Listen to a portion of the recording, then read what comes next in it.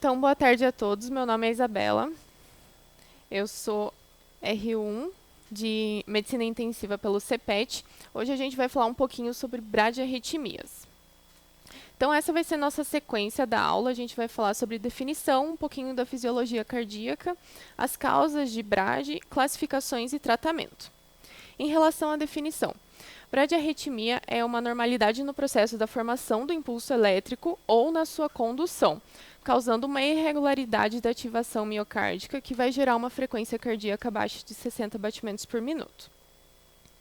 Então, aqui é um esquema, mais ou menos, do coração.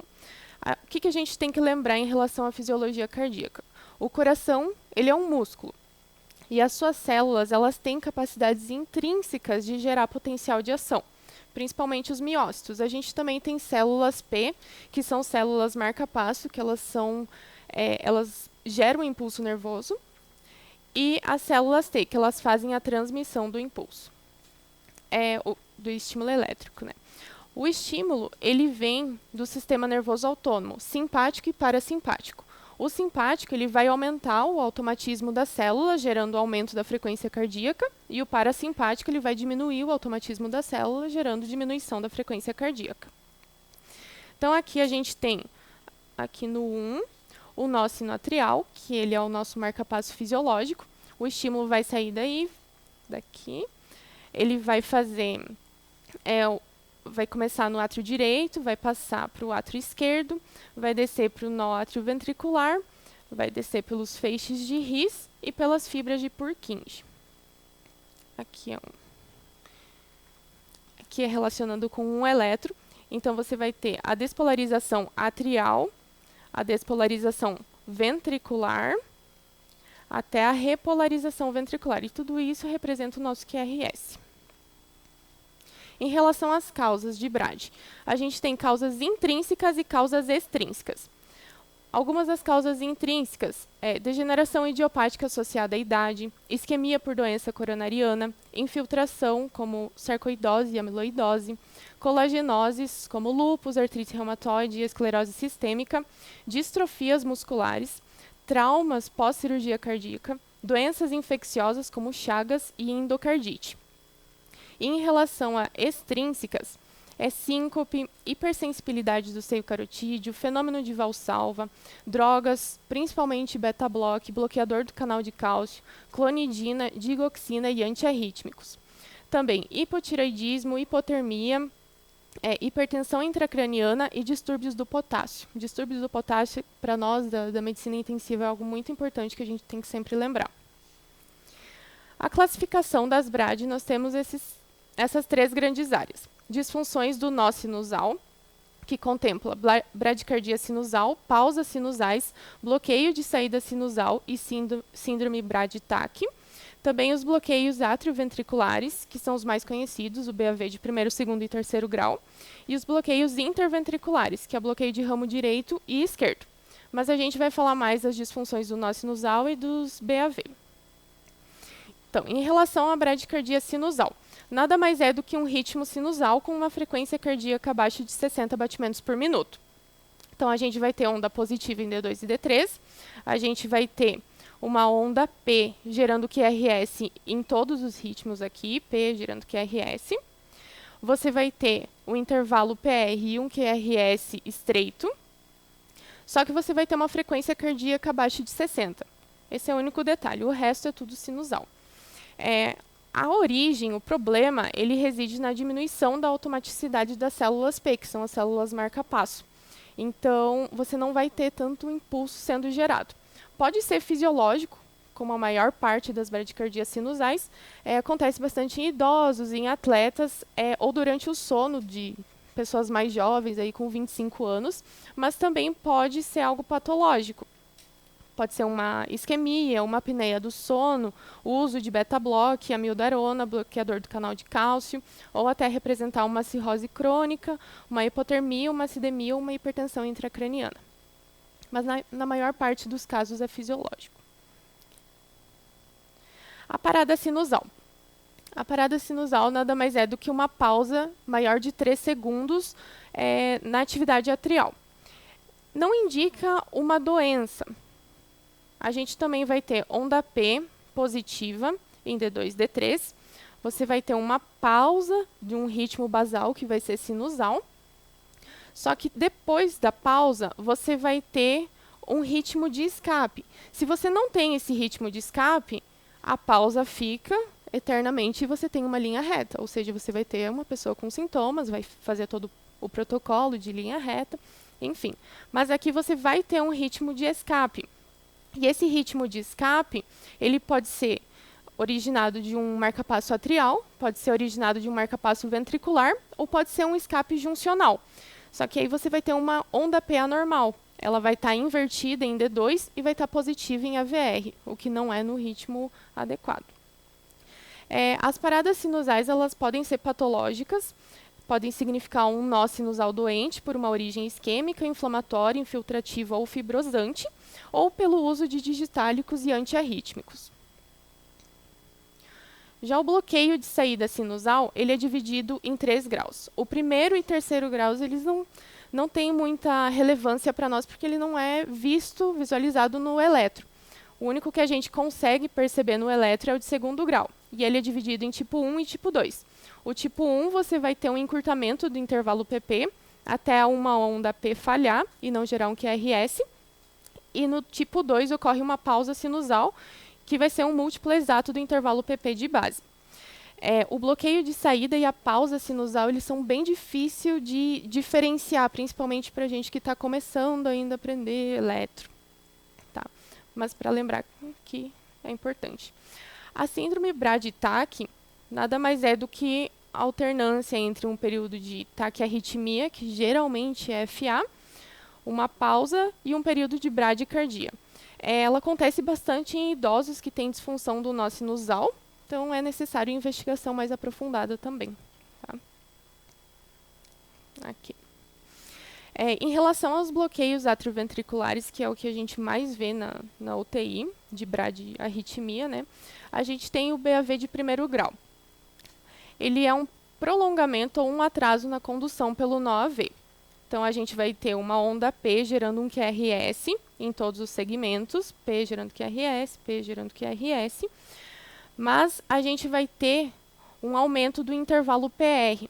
Esse aumento ele vai ser constante em todos. Ele não vai aumentar nem diminuir, ele vai ser alargado, mas vai ser constante. Tá? Pode indicar uma patologia com alteração estrutural do nó AV ou aumento do tônus vagal, ou também o uso de beta-block, bloqueador de canal de cálcio e digoxina. O BAV de segundo grau ele é dividido em MOBITS 1 e MOBITS 2. O MOBITS 1 ele também é chamado de fenômeno de Wenckebach. Ele é um bloqueio intermitente do impulso pelo nó AV, com uma subsequente falha.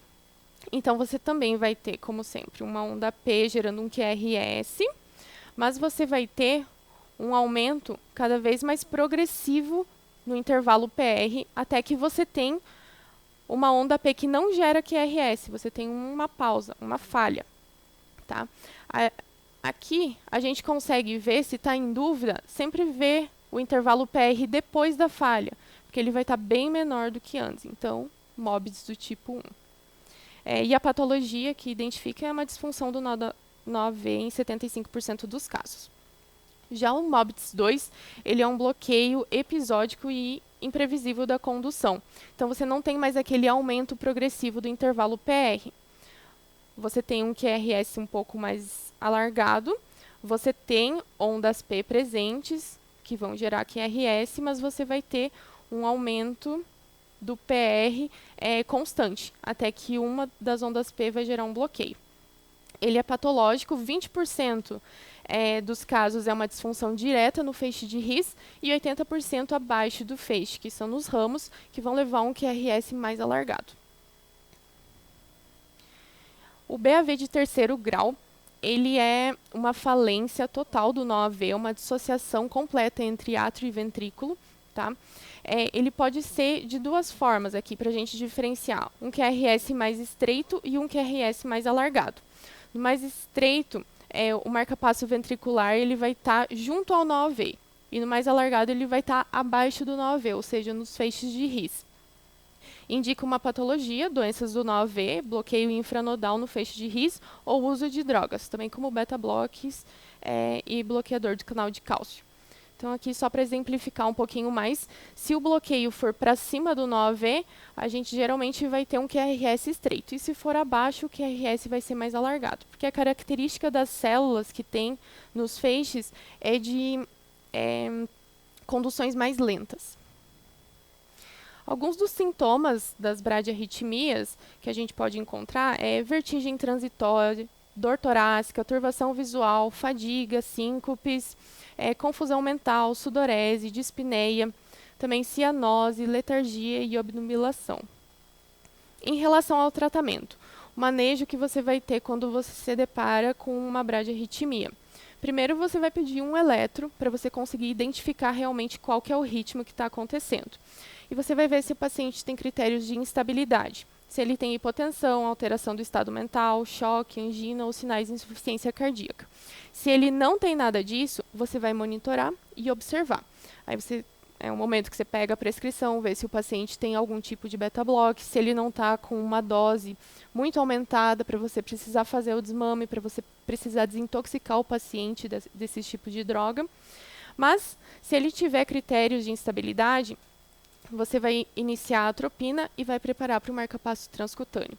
O marca-passo ele não pode ser adiado, tá? Não é porque você vai fazer um medicamento que você pode deixar de fazer o marca-passo. Em relação às medicações, a gente tem 3 medicações importantes, mas o mais feito é a atropina mesmo. A atropina ela é um antagonista muscarínico que vai inibir as terminações parasimpáticas, ou seja, vai aumentar a frequência cardíaca. Você pode fazer uma dose de 0,5 mg EV em bolos de 3 a 5 minutos até que você prepare o seu marca-passo. Mas também existe a dopamina, que é uma precursora da adrena, vai estimular os receptores adrenérgicos do sistema nervoso autônomo simpático e vai agir também de forma inotrópica, aumentando o débito. A dose que você pode fazer são 5 ampolas em 250 de soro físio em uma infusão de 2 a 20 microgramas por quilo-minuto. Já a adrenalina, ela vai atuar nos receptores alfa e beta adrenérgicos, vai fazer vasoconstrição, broncodilatação e aumentar a força miocárdica. A dose são 5 ampolas em 250 de soro físio ou soro glico em uma infusão de 2 a 10 microgramas por minuto. Em relação ao marca-passo, aqui eu vou falar sobre 2 tipos de marca-passo, o marca-passo transcutâneo e intravenoso. O transcutâneo é aquele que a gente vai fazer quando o paciente está instável, então tem que ser na hora. Primeiro você precisa informar sobre o procedimento, né? Como o paciente vai estar acordado, na maior parte das vezes, faz uma analgesia e uma sedação, é importante, você pode usar morfina e etomidato, vai conectar as pás no marca-passo, vai fazer a posição anteroposterior, que está aqui, tá? Ou região precordial também, vai selecionar uma frequência cardíaca entre 70 e 80 batimentos por minuto, vai iniciar, você que escolhe as voltagens, você vai colocar de 20 a 30 miliamperes e vai observar o traçado. Assim que você conseguir um complexo QRS após todas as espículas, você aumenta de 10 a 20% a voltagem e deixa, que aí você vai conseguir. Aqui tem uns exemplos. Aqui dá pra gente ver que não está gerando complexo QRS, né? Aqui, nem todas as espículas estão gerando complexo QRS, então você ainda não para, ainda não está bom. Já aqui nesse outro traçado, você tem todas as espículas gerando um QRS, ou seja, você conseguiu implementar seu marca-passo, agora você vai aumentar a carga de 10 a 20% acima do que gerou esses complexos QRS para você ter um limiar ali, ter uma proteção, uma segurança. Em relação ao marca-passo transvenoso, ele vai ser indicado como suporte cronotrópico para bradicardias graves e sintomáticas. Tá? Ele vai ser utilizado com uma punção venosa central e um cabo de eletrodo de estimulação temporária. Ele vai ser inserido direto no ventrículo direito, tá? E vai ter esses 3 ajustes. A frequência cardíaca de estimulação, a energia de saída e a sensibilidade. E você vai ajustar sempre o limiar de comando de estimulação e o limiar de sensibilidade. O limiar de comando de estimulação, ele vai ser definido como a mínima energia necessária para gerar um QRS. Tá? você vai manter a energia de saída 2 a 3 vezes acima da energia limiar mínima que você conseguiu, gerando um QRS em todas as espículas. E o limiar de sensibilidade, ele é testado ajustando o marca-passo com uma frequência cardíaca próxima ao ritmo próprio do paciente, e reduz a sensibilidade quando ocorre um estímulo ventricular artificial. Você também vai ajustar 2 vezes acima desse valor mínimo para você conseguir dar todo o suporte para o seu paciente. Então, em relação aos marca-passos, é isso.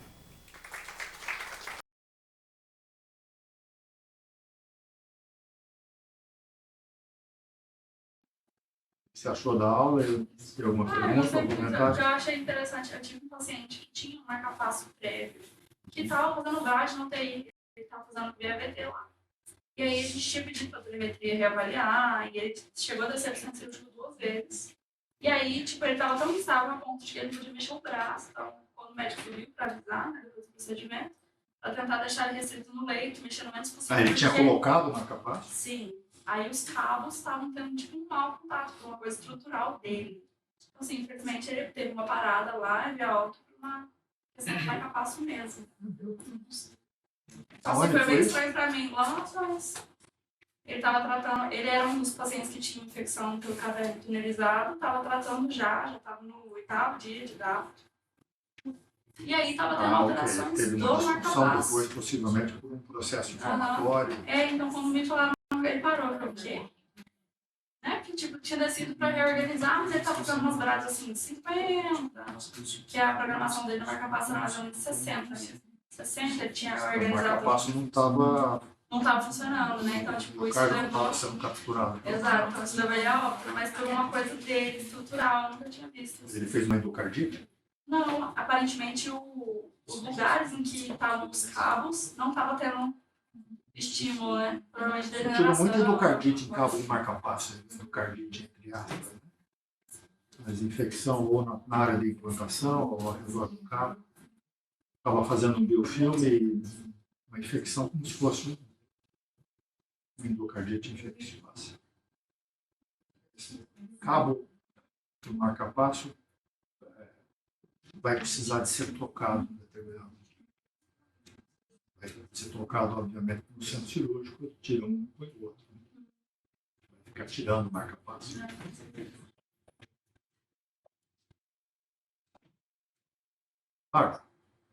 Eu estava falando para a Carol que se na Santa Casa pede plantão e o marca-passo não desempunhar no meio da noite, depois você não conseguir mais empunhar de jeito nenhum, você não fez plantão da Santa Casa o suficiente. Aí você chama Deus e o mundo e, com sorte, o paciente fica estável até você conseguir empunhar de novo, mas eu tenho bastante dificuldade. Turbina. Mas as BAVT não respondem muito bem, né? Não responde muito bem, principalmente se for mais baixo. Depende muito do complexo QRS, é um bom sinal. Né? Se o complexo QRS for estreito, provavelmente o nível do bloqueio é mais alto e o foco de disparo ele ainda é relativamente sensível ao efeito adrenérgico, às vezes pode fazer um pouquinho de resposta hemodinâmica, mais de aumento de frequência cardíaca, a pressão cai. Responde mais a tropina, responde mais a dopamina. Se for um bloqueio de nível mais baixo, complexo, que é esse lá, ele pode se tornar refratário. Mesma a única solução, mesmo a dose. Mesma adrena. As drogas adrenérgicas ou qualquer uma. Essa situação ele tem que ser colocado no outro marca-passo ou reposicionado no marca-passo. Porque eu nunca consigo. Quando se desempunha, assim, às vezes fica fácil, mas se perde por, sei lá, 15 minutos, nunca mais consigo. Aí chama todo mundo também, ninguém nunca mais consegue, acho que só é assim. Nossa, meu primeiro marca-passo que eu desenvolvi lá na Santa Casa foi uma causa na terra. Eu simplesmente, meu doutor, primeiros plantões, e eu lá no não. Daí eu descobri que a Miriam estava de plantão lá. Deus agiu, eu acho. Miriam passa de cardíaca. Aí eu, não, mas é só fazer assim. Eu devo tudo. Glória a Deus. Você tá branco. Amém. Eu pregostei 30. Ai, doutora, acho que meu coração meio que parou. Nossa, eu tô na UT2, já aconteceu desse meio de desenhunhar 2 ao mesmo tempo. E aí usar aquele que está melhor funcionante. Tipo isso. Qualquer verdade do trabalho. É Acho que difícil. vocês têm mais história para contar do que eu Nossa, tenho para péssimo. contar. Mas ponto do mundo.